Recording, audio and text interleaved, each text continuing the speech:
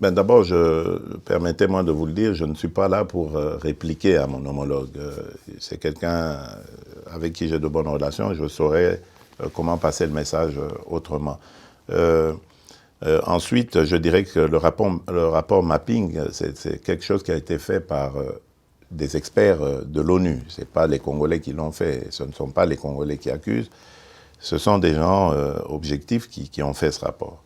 Et ensuite, je dirais aussi que justice doit être faite pour toutes les victimes, toutes qui sont tombées, qui ont été arrachées à la vie au Congo et ailleurs dans la région. Et donc, pour moi, ce serait plutôt une attitude positive que le président Kagame aurait de collaborer à cela. Parce qu'à ce stade, il n'y a pas encore de condamnation. Donc il faut se mettre au service de la justice.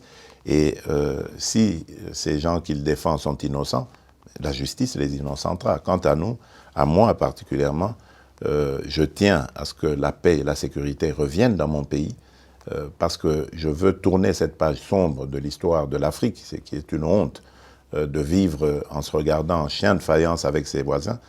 Je veux la paix pour mon peuple, mais pour les peuples voisins aussi, que nos pays se tournent vers leur développement plutôt que de se faire inutilement la guerre. Demain, lorsque cette paix sera une réalité, nous allons ouvrir ces pages aussi sombres avec la justice congolaise et voir dans quelle mesure nous pourrons régler les méfaits du passé par une justice transitionnelle ou par une justice pénale, enfin, peu importe. L'essentiel est de sortir de ce cycle infernal et d'aller sur le développement et les bonnes relations entre nos pays.